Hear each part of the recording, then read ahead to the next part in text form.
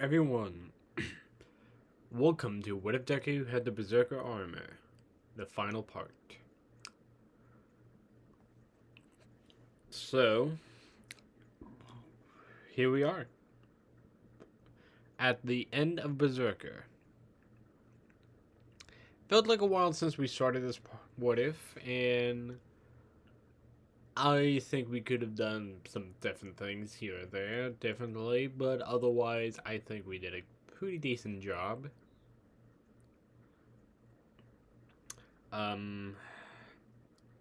Next video will be a new What If, of course, like every other time. I'll go back to the semi-regular schedule of every other video, every other time, like Raiden, Akame, and the new What If. So that's what I'm going to be doing every 2 times a week. I feel like every 3 days is kind of pushing it. Because it sets pressure on me, and if I have shit to do, then you guys will have to wait an extra day. So every 2 weeks, every two videos a week sounds fair, right? I'm babbling on, I'm sorry, but this What If was a long process, and it was not easy, of course. Oh, that's my coin gone. But yeah, let's just begin this, shall we? So, we do a time skip of a few weeks since the Nabu Island incident. As we cut to UA dorms where Deku is waking up, seeing Ares asleep on top of him, and Chloe's next to him, hugging his arm.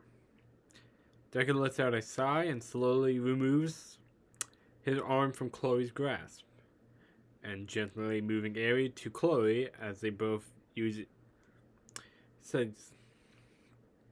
hugs each other, and snores quietly and long. Deku then has a small happy smile as he gets up and leaves the room. Walking downstairs to the common room where a few people are awake, he lets out a yawn and starts cooking breakfast. But as he's cooking, Azaro walks into the room. Good morning. Want some? Sure. Azaro walks over to the counter and takes a seat. As Deku lays out the plate in front of him, Azaro starts to eat. So what's up? Nothing much. Just here to inform you that we're going to be doing a training session with 1B today.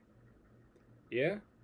Last time I faced 1B, well, that kid with the copy quick is still alive, so you won't need to worry about it. I made sure you and him won't be matched up. But anyways, where's Chloe and the little ankle biter at? They're asleep upstairs.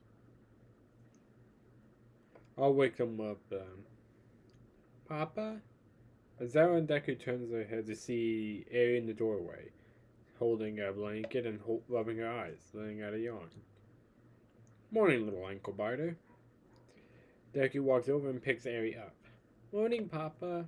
And hi, Grandpa. Hi, Airi. Is your mom awake? She just had to go to the bathroom. She was feeling a little bit sick. Is she okay? I think so. She just ran to the toilet and threw up. She told me she will come down here in a moment to have breakfast. Oh.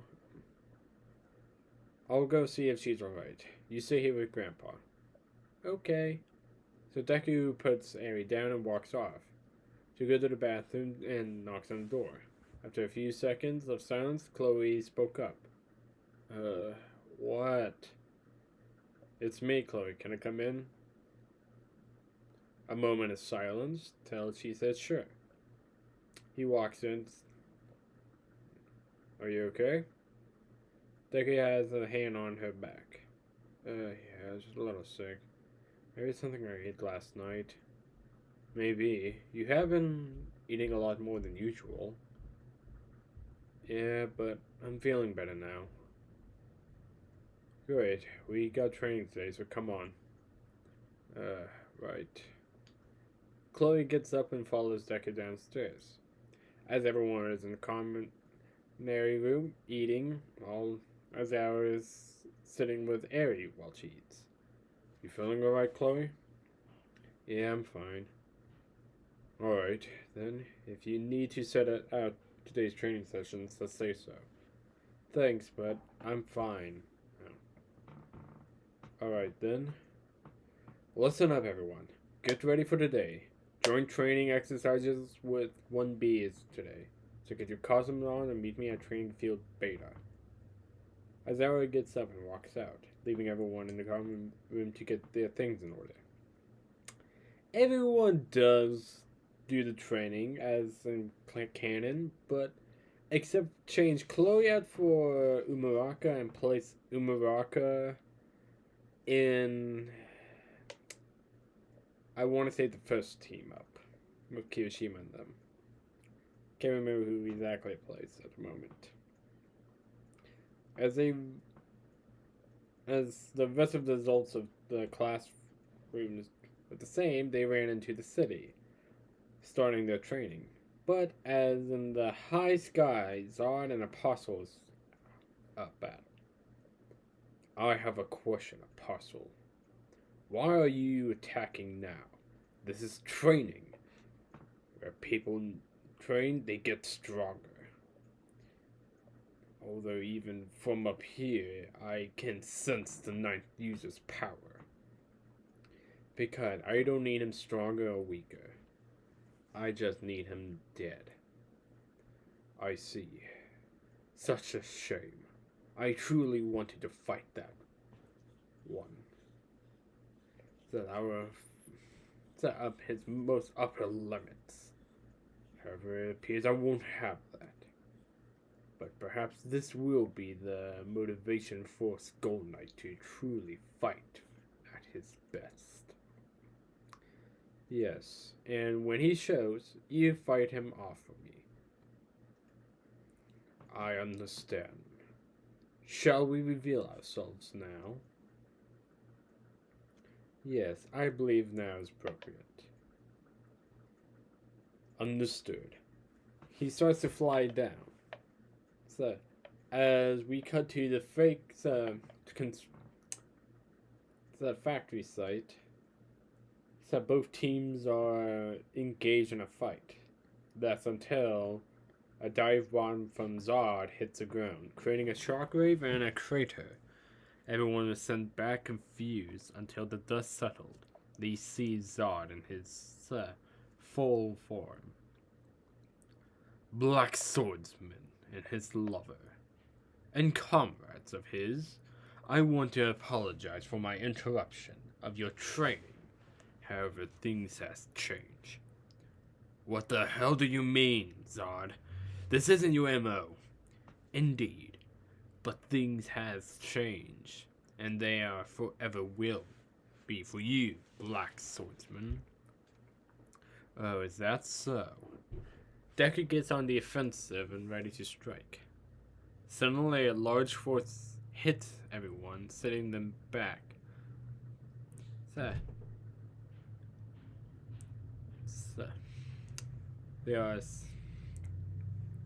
As everyone regains their senses, they see Apostle hovering above Zod.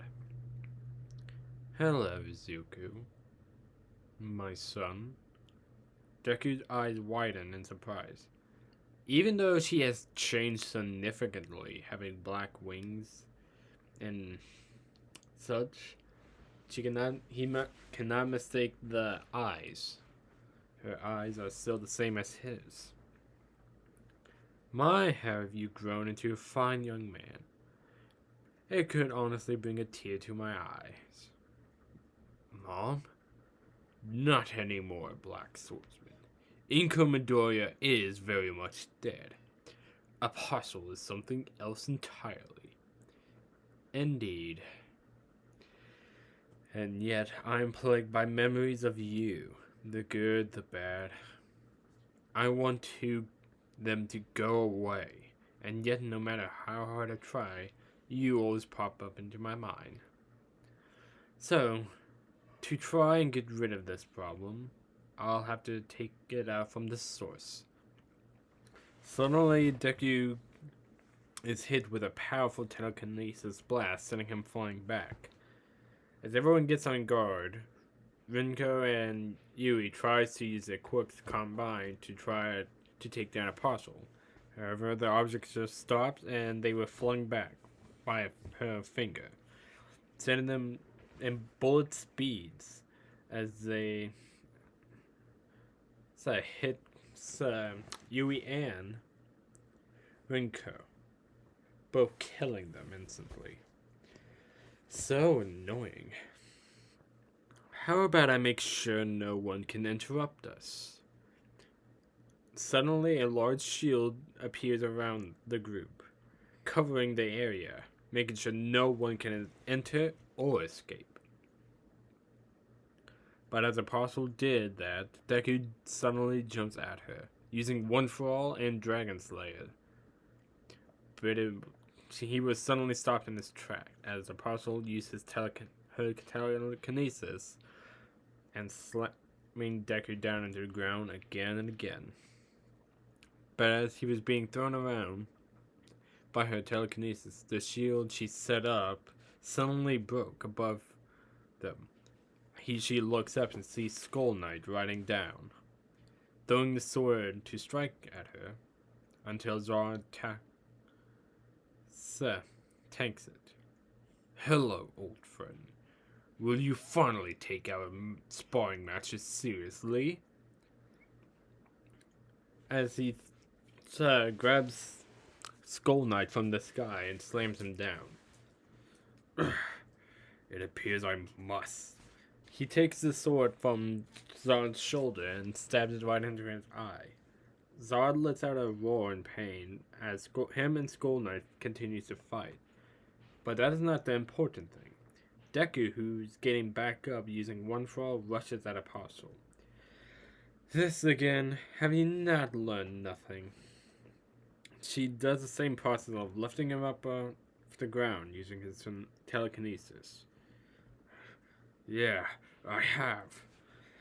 Deku turns his robotic arm into a cannon and blasts a cannon bolt that almost hit her, but it was stopped by her telekinesis just when it was about to go through her. So feeling her skin burn from the heat of the cannonball lets off as using the telekinesis to toss the cannonball away. Nice try, but I know all your little tricks. Apostle then used her telekinesis, slowly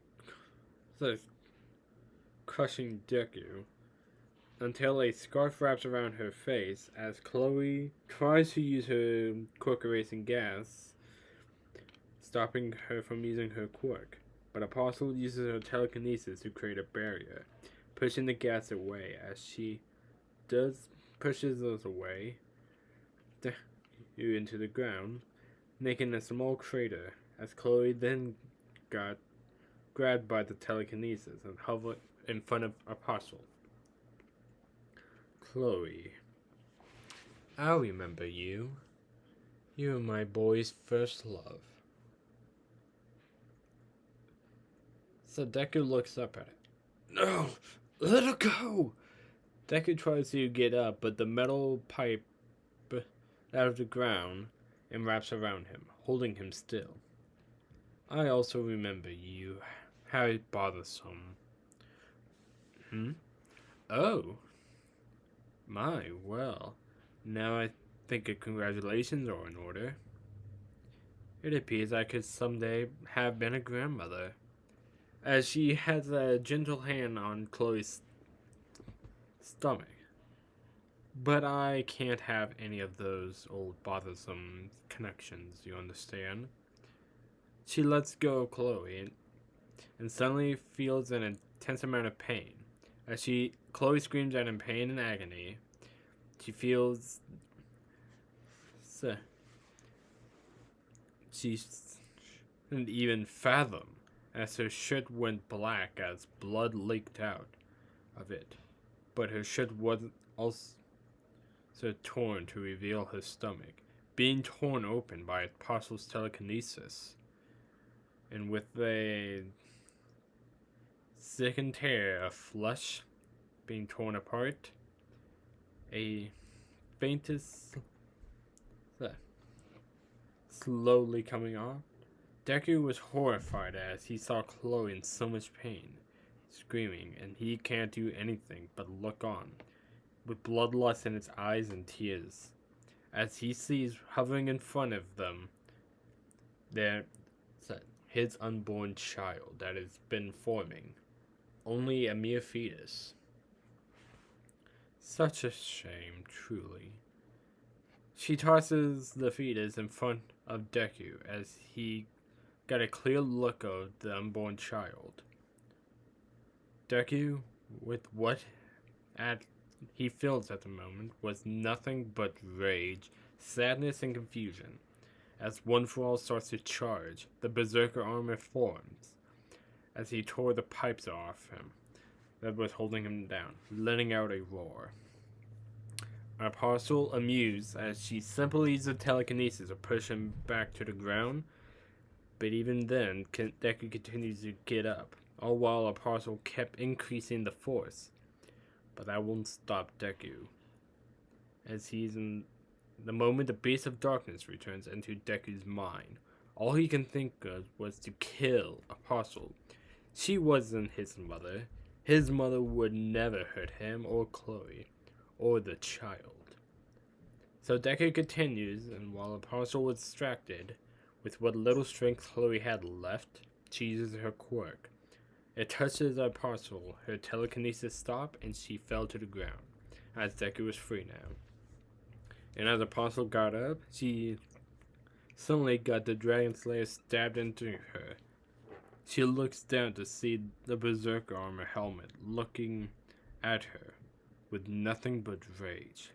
But Apostle wasn't done, as she had a very enhanced body as she punched Deku across the face, sending him flying back a bit, as she used this opportunity to tear Dragon Slayer out of her. But Deku wasn't done. One For All was in full overdrive as smoke starts to leak out of the armor. Black tendrils burst out in overwhelming power in front of him. Apostle was shocked. And in the distance, Zod and Skull Knight continued to fight. With this man lost everything, this world will crumble. He will become a true monster, become death to everyone in his path. Deku suddenly disappeared, and then a boom. Apostle got hit with such force her arm got torn off cleanly, as Black Whip grabs her and sends her flying into the air. As you could see was black and red lightning around her. Another boom and Apostle slammed into the ground, creating a larger crater. And she tries to get up, but Dragon Slayer stabs into her again. She felt herself being cut in half cleanly this time, as she looks up to see Deku sitting on top of his sword as it was impaled into the ground, with Black Whip grabbing them both. Now grabbing her throat and lifting her up into her top half of her body into the air. She tried to use her quirk, but she saw glimmers of Chloe's gas still on her. She closed her eyes, knowing this was the end for her, feeling a quick rip of pain in her neck, and when she opens her eyes, her body fell to the ground. As Deku holding her by the hair. From the last second, she was alive. She was the rage and hatred in the Berserker armor eyes, until she closed them once again for the final time. Deku couldn't help it. Now, all he wants to do was kill, in his mind. All he wanted was Chloe, but the beast of darkness kept holding him in his rage, kept boiling, until the users of One For All and all their powers and strength was able to get the beast of darkness off of Deku. Deku didn't transform as he gasped for air, his mind racing, wondering if all that happened was a dream or if he actually did it. Until he saw Apostle's severed head and Chloe's body on the ground, cold blood. Chloe! Deku runs to her, dropping the head. No, Chloe. Sir covers her wound and applies pressure. Chloe slowly opens her eyes as she let out a weak cough and sigh. Izuku. Shit. You're gonna be okay. Chloe looks down and sees it's obvious she won't. Look at you. Covered in blood and guts again. Weakly raising her hand and wiping the blood off of Deku's cheek. Yeah, but you can't. Can you breathe? Sir, you can beat me down next time. Izuku. There isn't gonna be a next time. No, don't talk like that. There will always be a next time. No, not this time, Izuku. You know that. No. Chloe, with what little strength she had left, lifts herself up with Deku's help, as she gave him a kiss on the lips one last time. Look, after breaking the kiss, she said one last thing. Look after Harry. Look after my mom. My dad. Please promise me that. I promise. Chloe smiles and buries her face into his shoulder. Thank you, Izuku. Deku then feel her hand go limp, her body too, no longer holding itself up. As she slumps down. Chloe? Oh, no. Deku holds her tightly and doesn't want to let go. But as he does, the tears start flowing out of his eye. And yells out a loud no. As Deku lets out the scream of anguish out of the fact that he lost his love. The heroes arrive and see the dead students of the two 1B girls and Chloe. Deku's holding Chloe's body as Midnight and Sarah's eyes watered as they realize their daughter died. Midnight falls to the floor, letting out a scream of sorrow. Everyone bows their head down and can do nothing but listen to their cries. As we cut to Skull Knight and Zod outside of the UA grounds. Tell me, old friend, what do you think he will do now? Do you think he will go back down to the path? Or will he become someone else? Only time will tell, old friend. Only time will tell. Skull Knight starts to ride off. Indeed. As Zod flies off himself. As we now do a multiple year time skip, we cut to a farm with large green open fields and a little wooden shack with Deku sitting up on a tree on a hill, overlooking the shack with Eri, who's much older, looking up into the sky. Papa? Yeah, Eri? Do you think Mama is looking down on us? Of course. Do you think we can visit her grave soon? Deku looks down at Eri. Having her hair cut down much shorter, her horn more pronounced, and a much older features on her. Not by much, but still, some. Of course, Eri. And I'm assuming you want to tell her about your training. Hey, well, you're training your quirk? Deku pats her head, as Eri lets out a soft smile. Yeah. I also want to visit Grandma and Grandpa. We can visit them here soon for dinner. Okay. Are they feeling better like you? Eri. Yeah. Yeah, they are.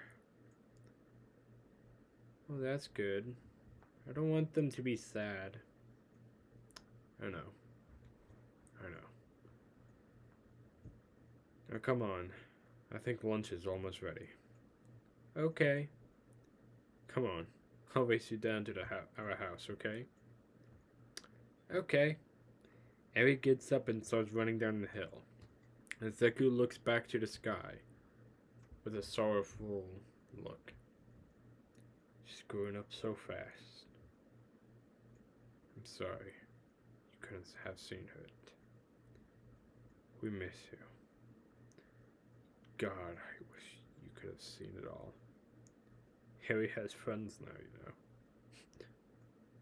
Even a puppy crush on a boy in her class. I wish you were here. So much I wish you were here. Come on, Papa. Alright, I'm coming. I miss you, Chloe. Deku gets up and walks down the hill, into the house with Eri. End of Berserker Armor.